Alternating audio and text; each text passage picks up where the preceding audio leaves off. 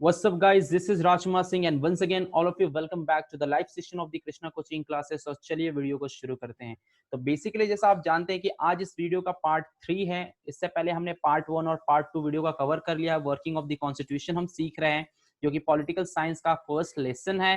तो आई होप सो अगर आपने ये वीडियो नहीं देखा होगा, फर्स्ट 1 या पार्ट फर्स्ट या पार्ट सेकंड वीडियो नहीं देखा है, तो please I request you all people, first go into my playlist, or you can simply visit my channel edutips, और वहां पर जाके आप फर्स्ट पार्ट और सेकंड पार्ट देखो। उसी के बाद ही ये पार्ट को आप देखिए, तभी आपको समझेगा। Unless and until you won't be watching that particular video, you won't be getting the concept very much clear. तो आइए विदाउट टाइम वेस्टिंग किए हुए चलिए वीडियो को हम शुरू करते हैं। मैं अपना स्क्रीन शेयर आप लोग के साथ ऑन कर रहा हूं, तो आई होप सो सभी को मेरी स्क्रीन अच्छे से दिखाई दे रही होगी। तो या तो बेसिकली यहाँ पर हमने सारी चीजें पॉइंट कवर किए थे। क्या क्या पॉइंट कवर किए ये बार बार मैं डिस्कस नहीं करूंगा, कि कैसे करूंगा तो वीडियो जो है बहुत ज्यादा लेंदी हो जाएगा, बहुत ज्यादा लॉन्ग वीडियो हो जाएगा। इसलिए तो अगर आपको पीछे क्या हमने कवर किया वो देखना है, तो फिर से मैं रिकमेंड करूंगा आप वीडियो 1 और वीडियो 2 को आप देखिए। तो आइए उस वीडियो के अंदर थोड़ा सा पहले पीछे का हम बात कर लेते हैं, क्या क्या हमने डिस्कस किया है। Law relating to the women and provision for representation की हमने बात की थी, कि किस तरीके से वुमेन्स को एक समाज में दर्जा दिलाने के लिए, एक समाज में स्टेटस दिलाने के लिए, सोसाइटी के अंदर एक स्टेटस दिलाने की किस तरीके से हमने क्या क्या प्रोविजंस इंप्लीमेंट किए हैं, हमारी कॉन्स्टिट्यूशन ने क्या क्या प्रोविजंस इंप्लीमेंट किए हैं, क्या क्या नए उनके लिए कानून बनाए हैं, इसके बारे में हमने डिस्कस किया था। हमने देखा था किस तरीके से जो है आजकल एजुकेशन पर्पस जो है वो बहुत ज्यादा, एजुकेशनल जो स्कीम है वो बहुत ज्यादा बढ़ा दी गई है, ताकि वुमेन्स की जो लिटरेसी रेट है वो कहीं ना कहीं धीरे धीरे इंक्रीज हो।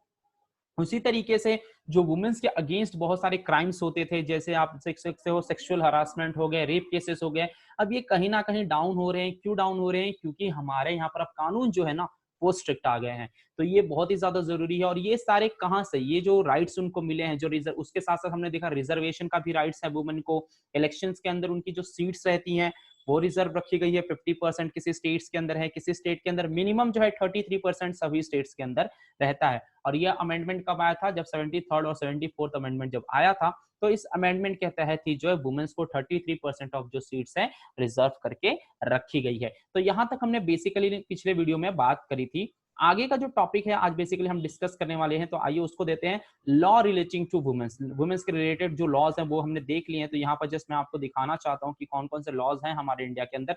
तो पहला वाला जो आप लॉ देख रहे हो वो हो डाउरी प्रोहिबिशन एक्ट। क्या है वो? Dowry prohibition act. जैसा कि मैंने आपको बताया था, डाउरी मतलब दहेज प्रथा होती है। भले ही हमारे देश में 1961 में ही कानून बन गया है कि दहेज प्रथा बंद है भारत में, लेकिन आज भी आप नॉर्थ इंडिया में जाते हो, जहां पर आप उत्तर प्रदेश, बिहार, ये सारे स्टेट में जाओगे, तो आज भी यहाँ पर खुल्लम खुल्ला दहेज प्रथा चालू रहती है, जो कि बहुत ही गलत है। तो जब तक सोसाइटी, बोलते हैं ना, जब तक हमारे अंदर से आवाज नहीं आएगी, तो आप कितना भी लॉ बना लो, कितना भी रूल्स इंप्लीमेंट करा लो, लेकिन अगर हमारे अंदर से आवाज नहीं आती है, अंदर से अगर वो पॉजिटिव वाइब नहीं आती ना, तो तब तक इसका कोई रिजल्ट नहीं आ सकता। पॉजिटिव रिजल्ट आपको देखने को नहीं मिलेगा। सेकंड जो बेसिकली आपको दिखाई दे रहा है वो है आपका डाउरी प्रोहिबिशन एक्ट। एक्चुअली गलती जो है, ये सेकंड इमेज जो है बेसिकली ये आपका डोमेस्टिक वायलेंस का है, बट गलती से वहां पर डाउरी प्रोहिबिशन एक्ट लिख दिया गया, तो इसको थोड़ा सा इग्नोर करिए। ये बेसिकली आपका जो है सेक्सुअल हरासमेंट का हो सकता है, या तो आप डोमेस्टिक वायलेंस का। इमेज देख के आप समझ सकते हो कि किस तरीके से लेडीज के साथ डोमेस्टिक वायलेंस होता है। आज भी बहुत सारे ऐसे परिवार है हमारी दुनिया के अंदर जहां पर लेडीज को बहुत ही इल ट्रीट किया जाता है। तो कहीं ना कहीं इसके खिलाफ अब सुप्रीम कोर्ट ने जो है, हमारी जो सबसे यू कैन से सुप्रीम अदालत है, जो सबसे बड़ी अदालत है, हाई कोर्ट हो जाए, हमारी कॉन्स्टिट्यूशन खुद हो जाए, जो आपकी यू कैन से सबसे मेन बॉडी है पूरे कंट्री को रन करने के लिए, तो बहुत सारे प्रोविजंस लाए हैं। लेकिन तो भी अभी भी कहीं ना कहीं जो है वुमेन का स्टेटस, वो उनको इक्वालिटी नहीं मिल पाई है, वो स्टेटस नहीं मिल पाई है सोसाइटी में जो उनको मिलना चाहिए। ओके, तो नेक्स्ट टॉपिक की तरफ हम बढ़ते हैं। अब नेक्स्ट टॉपिक देखिए क्या है। नेक्स्ट टॉपिक जो है आपका वो है रोल ऑफ जुडिशरी। तो सही बात है, अब इतना कानून आपने बना दिया, दुनिया भर के कानून आपने बना के रखे हैं, ये कानून वो कानून, वुमेन्स के लिए ये कानून, माइनॉरिटीज के लिए ये कानून, सोशल जस्टिस के लिए ये कानून। लेकिन कानून का क्या फायदा जब कोई कानून का रखवाला ही नहीं होगा? सही बात है ना।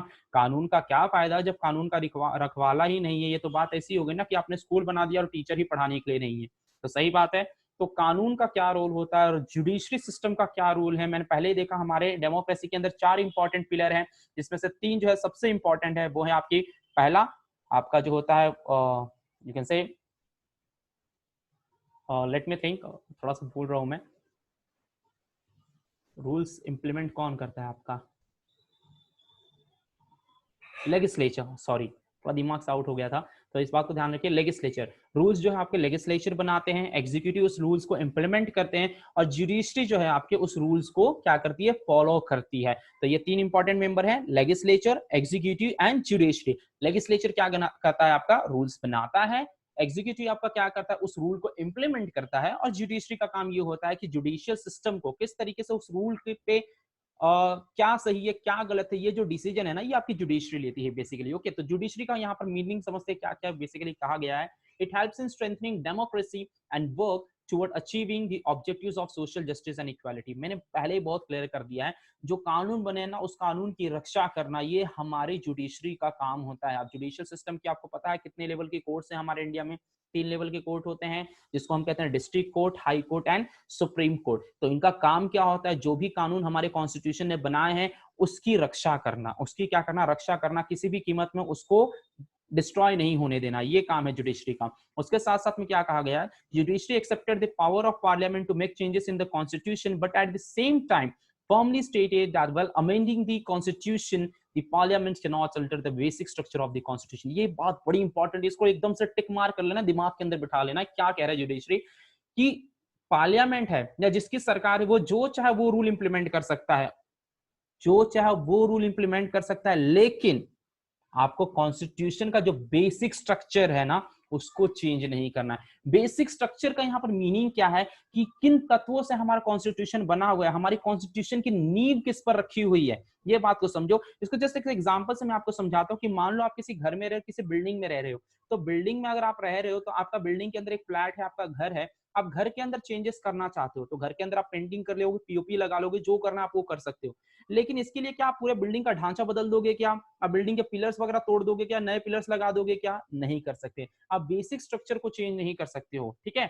तो इसी तरीके से यहाँ पर यही कहा गया है कि अगर गवर्नमेंट को कोई नया रूल इंप्लीमेंट करना है ना तो वो कर सकते हैं, लेकिन ये बात को उन्हें ध्यान रखना पड़ेगा कि बेसिक स्ट्रक्चर जो है कॉन्स्टिट्यूशन का वो ना बदले। और ये सबसे ज्यादा कौन ख्याल रखता है, आपका जुडिशरी याद रखती है। जुडिशरी इसका ख्याल रखती है कि किसी भी यू कैन से जो भी कोई केसेस होता है उस केसेस पर जो वो वर्डिक्ट देते हैं या अपना जब डिसीजन सुनाते हैं तो डिसीजन सुनाते समय वो सभी बातों का ख्याल रखते हैं, वो कॉन्स्टिट्यूशन के सभी नियमों का ख्याल रखते हैं ताकि इससे कॉन्स्टिट्यूशन की क्या हो, अपमान ना हो। समझ में आ रहा है? तो ये जुडिशरी का बहुत इंपॉर्टेंट रोल होता है। तो आई होप सो सभी को ये सारे पॉइंट समझ में आए होंगे जो मैंने एक्सप्लेन करने की कोशिश करी है। आइए नेक्स्ट पॉइंट की तरफ बढ़ते हैं हम। तो नेक्स्ट पॉइंट है हमारा basic structure of the constitution. क्या है हमारे कॉन्स्टिट्यूशन का बेसिक स्ट्रक्चर? संविधान आखिर किन तत्वों से बना हुआ है, संविधान कैसे बना हुआ है, क्या क्या चीजें हैं संविधान में, कौन से ऐसे ढांचे हैं जो संविधान को एकदम मजबूत बनाते हैं और दुनिया का सबसे स्ट्रॉन्गेस्ट कॉन्स्टिट्यूशन बनाता है। तो पहला जो है आपका Republican and democratic form of government. हम सभी को पता है कि हमारे देश में जो गवर्नमेंट है, जो पॉलिटिकल सिस्टम है, वो डेमोक्रेसी है। डेमोक्रेसी से हमारी सरकार चलती है। यहाँ पर डेमोक्रेसी क्या है, for by and to the people बोलते हैं ना हमारा, to the people, for the people and by the people, sorry, to the people, for the people and by the people. Democracy is nothing but democracy is for to the people, for the people and by the people के लिए होता है। मतलब ये Abraham Lincoln ने definition दिया। इसका मतलब समझिए कि डेमोक्रेसी लोगों के लिए, लोगों के द्वारा और लोगों के हित में है। समझ में आ रहा है? तो यहाँ पर जो भी डिसीजन होगा ना वो गवर्नमेंट अपने फैसले से सिर्फ नहीं ले सकती है, यहाँ पर लोगों का डिसीजन होना बड़ा ज्यादा जरूरी है। अगर लोग गवर्नमेंट के किसी डिसीजन से यू कैन से एक्सेप्टेबल नहीं है, उनको लोगों को नहीं पसंद है, लोग नहीं एक्सेप्ट करना चाहते हैं, तो लोग क्या कर सकते हैं, उसको डिनाई कर सकते हैं। लोग उसको क्या कर सकते हैं, डिनाई कर सकते हैं। तो यहाँ पर डेमोक्रेटिक फॉर्म ऑफ गवर्नमेंट है, रिपब्लिक फॉर्म ऑफ गवर्नमेंट हमारे देश में है। इस बात को समझिए। दूसरी जो चीज है federal structure of the constitution. अब फेडरल स्ट्रक्चर का मतलब क्या होता है, बेसिकली आप समझिए कि यहाँ पर फेडरलिटी है। फेडरलिटी का मतलब अब ऐसा मैं कह सकता हूँ आपको कि चारों तरफ सभी को फेडरल यू कैन से किसी को बाध्य नहीं करके रखा हुआ है, किसी को बाध्य नहीं करके रखा हुआ है। सभी राज्यों को अपने अपने कानून बनाने का अधिकार है, सभी राज्य अपने अपने कानून बना सकते हैं। फेडरल स्ट्रक्चर है, जो चेंजेस करना आप चेंजेस थोड़ा सा कर सकते हैं कॉन्स्टिट्यूशन को। ऐसा नहीं है कि बिल्कुल स्ट्रिक्टली कोई चेंज नहीं हुआ कॉन्स्टिट्यूशन में। ये होता है हमारी कॉन्स्टिट्यूशन की दूसरी खासियत है। थर्ड जो सबसे इंपॉर्टेंट खासियत है हमारी, promotion of unity and integrity of the nation. सही बात है। अब देखो संविधान, आप कोई भी चीज अगर देश में कर रहे हो ना तो एक बात का ख्याल रखा जाता है कि आपके किसी भी डिसीजन से देश की इंटीग्रिटी, देश की यूनिटी ब्रेक नहीं होनी चाहिए। जैसे गवर्नमेंट मान लो आज कोई डिसीजन लाना चाहती है, अब हमारे देश में आप देख रहे हो सीए का विरोध हो रहा है, एनआरसी का विरोध हो रहा है, ये क्यों हो रहा है मैं इसके डीप में नहीं जाना चाहता हूँ, लेकिन हमारी गवर्नमेंट क्यों नहीं इंप्लीमेंट कर पा रही है, एनआरसी को क्यों नहीं इंप्लीमेंट कर पा रही है, क्योंकि इससे मे बी हो सकता है कि देश की यूनिटी ब्रेक हो सकती है, मे बी देश के किसी हिस्से में दंगा शुरू हो सकता है। तो गवर्नमेंट को सारी बातों का ध्यान रखना पड़ता है, क्योंकि अगर वो ऐसा करेगी, अगर ऐसा करने से अगर देश की यूनिटी ब्रेक होती है, देश की इंटीग्रिटी ब्रेक होती है, तो कहीं ना कहीं ये हमारे कॉन्स्टिट्यूशन का बहुत बड़ा अपमान होगा, और कॉन्स्टिट्यूशन के लिए, इंडिया जैसे देश के लिए, मुल्क के लिए बिल्कुल भी सही नहीं होगा।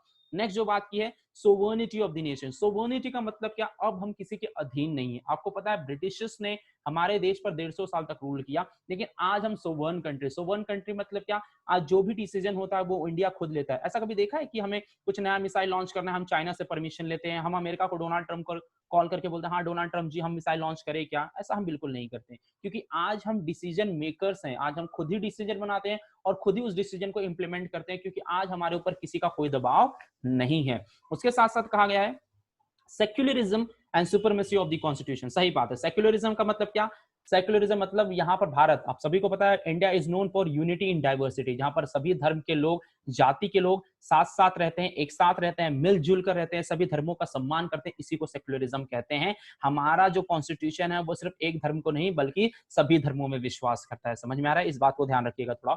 और दूसरी जो कही है सुपरमेसी ऑफ द कॉन्स्टिट्यूशन, सबसे ऊपर हमारा संविधान है, संविधान से ऊपर कोई नहीं है, ये आपको पता होना चाहिए। संविधान से ऊपर ना हमारा सरकार है ना कुछ है, ठीक है। देश से ऊपर कुछ नहीं हो सकता है। देश हमारा सबसे बड़ा परोपकारी चीज है, देश हमारे लिए सबसे पहले होता है, कॉन्स्टिट्यूशन हमारे लिए सबसे बड़ा है, तो कॉन्स्टिट्यूशन से ऊपर कुछ नहीं है।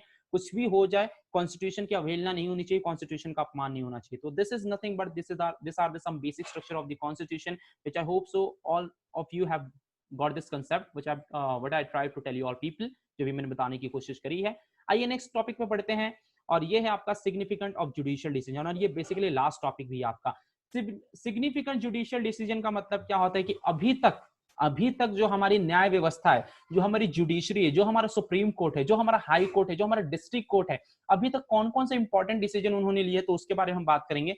पहला जो है राइट टू चिल्ड्रन। आप सभी को पता होगा कि जिस तरीके बच्चा जब से जन्म लेता है ना, हमारे देश में क्या है, हमारे देश में है ह्यूमन राइट्स, फंडामेंटल राइट जिसको हम बोलते हैं, जो सभी लोगों को दिया गया है। सभी लोग, चाहे वो बच्चा हो, बूढ़ा हो, बुजुर्ग हो, यंग हो, सभी को ये राइट है। जैसे right to freedom of speech, right to freedom of religion, right to freedom of movement, right to you can say कुछ भी हो सकता है, राइट टू रोम और हेयर एंड देयर, ये सारी चीज होती है। Right to freedom of education हो सकता है, ठीक है। तो ये सारी फंडामेंटल राइट जो है हमारी कॉन्स्टिट्यूशन ने दी हुई है। तो चिल्ड्रन को भी कुछ उनका राइट होता है, जैसे 0 से लेकर 14, मतलब 1 वर्ष से लेकर 14 वर्ष तक का बच्चा का जो पढ़ाई होता है ना, वो फ्री है। मतलब अगर वो पढ़ना चाहता तो पढ़ सकता है। उसी तरीके से 15 साल के बच्चों के 15 साल से जो कम बच्चे हैं उनको काम करना, चाइल्ड लेबर हमारे देश में अलाउ नहीं है। तो कहीं ना कहीं आज चिल्ड्रंस को राइट बहुत सारे दिए गए हैं। उसी तरीके से आप देखते हो मिड डे मील, बहुत सारे ऐसे प्रोग्राम्स हमारे गवर्नमेंट ने चलाए हैं, जुडिशियली चलाए हैं। मतलब जुडिशरी ने इस पर कहीं ना कहीं मोहर लगाई, तभी तो चला रही है ना। अगर गवर्नमेंट कुछ चाहती है और उस पर जुडिशियल सिस्टम सवाल उठा देती है तो वो नहीं कर सकती गवर्नमेंट। तो ये जुडिशियल डिसीजन है जो अपने जुडिशरी सिस्टम ने लिया है, इसलिए इसको सिग्निफिकेंट डिसीजन कहा गया है। सेकंड जो पॉइंट है वो है प्रोटेक्शन ऑफ ह्यूमन राइट। आप सभी को पता है universal declaration of human right, हर साल 10 दिसंबर को हम यूनाइटेड नेशन ने universal declaration of human right बनाया है, जिसके तहत हम ह्यूमन राइट डे सेलिब्रेट करते हैं हर 10 दिसंबर को। अब यहाँ पर प्रोटेक्शन ऑफ ह्यूमन राइट्स का मतलब क्या है, जैसा कि अभी मैंने बताया ना, आपके बहुत सारे ह्यूमन राइट्स है, फ्रीडम ऑफ मूवमेंट है, फ्रीडम ऑफ रिलीजन है, फ्रीडम ऑफ स्पीच है। इस पर कोई यहाँ पर बैन नहीं लगा सकता। कोई कल आके सरकार नहीं बोल देगा कल से लोगों को बोलने का अधिकार नहीं है। भाई डेमोक्रेसी है, ये जो हक है हमें खुद हमारे कॉन्स्टिट्यूशन ने दिया। और अभी हमने पढ़ा कि कॉन्स्टिट्यूशन से ऊपर कोई नहीं है। तो कौन होता है सरकार? सरकार कौन होता है कि हमारे फंडामेंटल राइट्स को वो क्या कर दे, रद्द कर दे। हाँ, कोई ऐसे स्पेशल केसेस होते हैं जब इमरजेंसी लगती है, जब नेशनल इमरजेंसी लगती है, फाइनेंशियल इमरजेंसी लगती है, तब कुछ फंडामेंटल राइट्स आपके यू कैन से ले लिए जाते हैं, लेकिन नॉर्मली फंडामेंटल राइट्स का वायलेशन नहीं किया जाता है, ठीक है। उसके साथ साथ बता रहे हैं आपके protection of honour and dignity of women. सही बात है, आपने पहले से ही बहुत सारे ग्रंथ पढ़े होंगे, बहुत सारे आपने पुराण पढ़े होंगे, आपने अलग अलग धर्मों के यू कैन से धर्म ग्रंथ पढ़े होंगे। कहीं भी ऐसा नहीं लिखा हुआ है कि स्त्री का अपमान करो। यहाँ तक कि ये लिखा हुआ कि जिस देश में स्त्री का सम्मान नहीं होता है ना, वो देश जो है पतन के कागार पर चलता है। पतन मतलब क्या? उस देश का विनाश निश्चित है। तो स्त्रियों का सम्मान करना ये सबसे बड़ी बात है और इसके लिए हमारे जुडिशियल सिस्टम ने बहुत सारे डिसीजंस लेके रखे हुए हैं, बहुत सारी यू कैन से पॉलिसी इंप्लीमेंट की है, बहुत सारे ऐसे प्रोविजंस वुमेन्स को दिए हैं ताकि वुमेन को एक स्टेटस मिल सके, समाज के अंदर एक सम्मान मिल सके, सम्मान के नजरिए से देख सके लोग। लोग जो उनको हीन भावना से देखते थे, वो हीन भावना खत्म करके लोग उनको एक सम्मान की नजर से देखे, एक इक्वालिटी मेंटेन हो। जो हम बात करते हैं ना मेल एंड फीमेल की इक्वालिटी की, ये इक्वालिटी मेंटेन हो, इसके लिए हमारे कॉन्स्टिट्यूशन है, जुडिशियल सिस्टम ने बहुत सारा काम किया है। उसके बाद है आपका इंडिविजुअल फ्रीडम। इंडिविजुअल मतलब हर बंदे को अपनी अपनी आजादी है। अब ऐसा नहीं बोल सकते हो कि मैं ऐसा हूं तो तुम्हें भी ऐसा होना है, मैं ऐसे कपड़े पहन रहा हूं, मैं ऐसा बोलता हूं, मैं वो ऐसा करता है, तुम ऐसा क्यों नहीं कर रहे हो। बेटा, सब लोग की लाइफ अलग होती है, हर बंदा अलग होता है, हर बंदे की थिंकिंग कैपेबिलिटी अलग होती है, हर बंदा अलग नजरिए से सोचता है, तो किसी पर आप कोई चीज इंपोज नहीं कर सकते हो। तो इंडिविजुअल फ्रीडम है, सभी को अब अलग अलग व्यक्ति को अलग अलग अपने कार्य चुनने का, अपना स्टेटस चुनने का, अपना फील्ड चुनने का वो अधिकार है, आप उस अधिकार को नहीं छीन सकते हो। ये इंपॉर्टेंट पॉइंट है। उसके बाद ट्राइबल इंपावरमेंट। हम सभी को पता है कि भारत जो है आदिवासियों का देश है। 2011 के सेंसस के अकॉर्डिंग मोस्ट ऑफ द 50% जो आदिवासी हैं आपके महाराष्ट्र, मध्य प्रदेश, झारखंड, मतलब ईस्टर्न इंडिया में, यू कैन से नॉर्थ ईस्टर्न इंडिया में रहते हैं, लेकिन महाराष्ट्र का भी पॉपुलेशन डे बाय डे बढ़ रहा है, ट्राइबल कम्युनिटीज का, महाराष्ट्र मध्य प्रदेश का। तो ईस्टर्न, आप ये बात को याद रखो, नॉर्थ ईस्टर्न स्टेट्स में हमारे इंडिया के बहुत सारे ट्राइबल पीपल रहते हैं। तो इनको भी इंपावर्ड करना, इनको भी मेन स्ट्रीम में लाना, ये हमारे संविधान का क्या है, मेन कर्तव्य है। क्या है ये? मेन कर्तव्य है कि किस तरीके से इन ट्राइबल कम्युनिटीज को इंपावर्ड किया जाए, ऊपर उठाया जाए और इनको मेन स्ट्रीम में लाया जाए, क्योंकि कहीं ना कहीं ये भी हमारे देश के ही लोग हैं और ये हमारे देश के धरोहर हैं, ये हमारे देश के धरोहर। आदिवासी मतलब हमारे देश की पहचान, हमारे देश की शान है। ओके, तो आई होप सो यहाँ तक सभी को सारे पॉइंट्स क्लियर हुए होंगे। तो ये देखिए आपका घूम रहा है, सुप्रीम कोर्ट घूम रहा है, तो इसी तरीके से समय का चरखा भी घूमता रहता है। तो ये था आपका पूरा लेसन। तो आई होप सो सभी को सारी लेसन्स क्लियर हुए होंगे।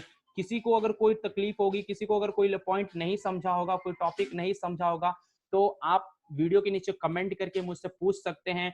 मैंने सारे पॉइंट्स क्लियर करने की कोशिश करी, हर एक पॉइंट को अच्छे से आपको एक्सप्लेन करा है, हर एक टॉपिक को मैंने अच्छे से एक्सप्लेन करा है। लेकिन तो भी अगर आपको कोई डाउट है, किसी क्वेश्चन में कोई नहीं चीज समझी, तो आप मुझे कमेंट कर सकते हैं, आप मुझसे पूछ सकते हैं। I am always ready to give the answer for that.